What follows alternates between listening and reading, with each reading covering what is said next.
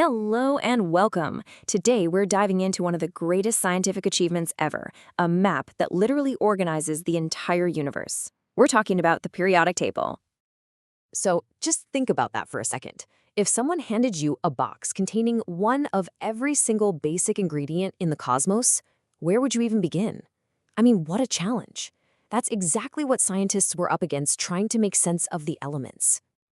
And we're not talking about just a few ingredients. There are over 100 of these things, and each one has its own unique personality.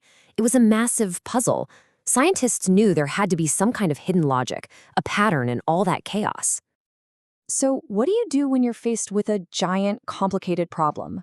You simplify it, you break it down, and that's exactly what they did. The first step was to forget about all 100 plus elements and just sort them into two big teams, based on things they could actually see and test. And wow, the difference was like night and day. On one side, you have team metal, shiny, great at conducting heat and electricity, you can bend them, and they're mostly solid. Then on the other side, you've got team non-metal. They're dull, they're terrible conductors, and they can be solids, liquids, or gases. This simple split was the very first step toward finding some order. But, just having two big piles, that's a start, but it's not the whole story. Not even close. The real genius, the absolute game changer, wasn't just in sorting them. It was in the arrangement. And that led to one of the most famous charts in all of science. And this thing, it is so much more than just a list. It's an incredible map where an element's location, its address on the grid, tells you its entire story. It tells you its family, predicts how it's going to act, and even who its friends are. It's pure genius.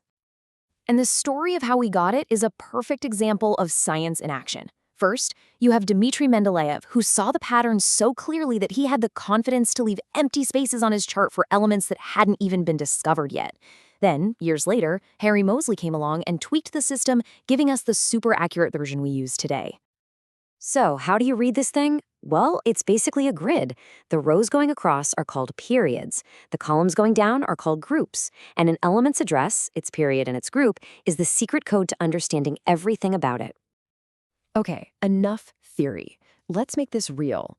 We're going to go meet a couple of the chemical families that live on this map. We'll pick two from totally opposite sides of the neighborhood to really see this pattern in action. All right, first up, let's head all the way to the left, to Group 1. Meet the alkali metals.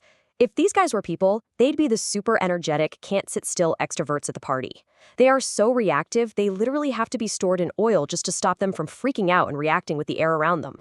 Now let's take a leap all the way across the table to Group 17. These are the halogens.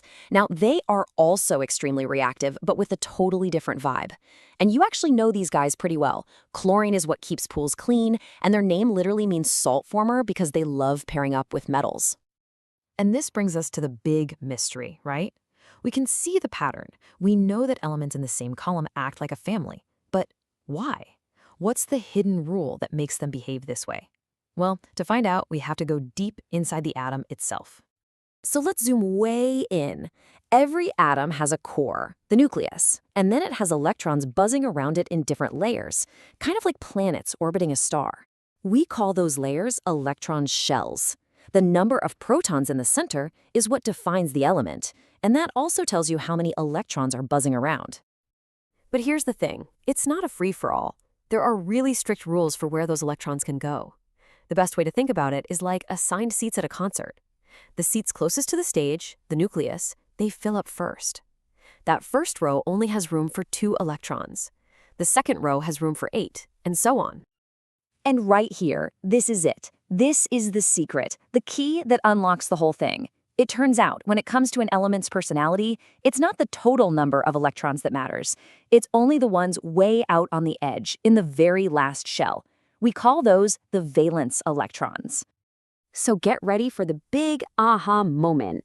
Let's go back to our super reactive friends from Group 1, the alkali metals. We're going to put lithium and sodium under the microscope and check out their electron situations. Okay, check out lithium. It has 3 electrons. 2 of them fill up that first shell, that first row of seats. And that leaves just 1, all by itself, in the second shell. Now look at sodium. It has 11 electrons. The first shell fills with 2, the second fills with 8, and what's left over? 1 lonely electron in the third shell. Are you seeing it yet? That's the magic number, 1. Even though they have different numbers of shells, they both have exactly one valence electron. That single electron hanging out in their outermost shell is the secret handshake of their family. It's the source of their shared, super reactive personality. And suddenly, it all just clicks into place. The periodic table isn't just a clever chart someone made. It is a visual representation of a deep, fundamental, repeating law that's built into the very structure of atoms. And this is why it all works. The periodicity, that repeating pattern Mendeleev saw, it's the repeating pattern of those outermost electrons. As you move down a column, or a group, the number of valence electrons stays the same. That's what makes them a family. That's the whole game. So think about that journey. We went from a chaotic jumble of cosmic ingredients to this elegant, powerful, and predictive map.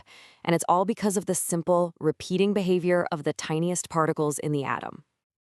You know, the true genius of the periodic table was its power to predict things, to reveal a hidden order to the universe. And it just makes you wonder, doesn't it? What other profound, hidden patterns are all around us, just waiting for someone to finally draw the right map?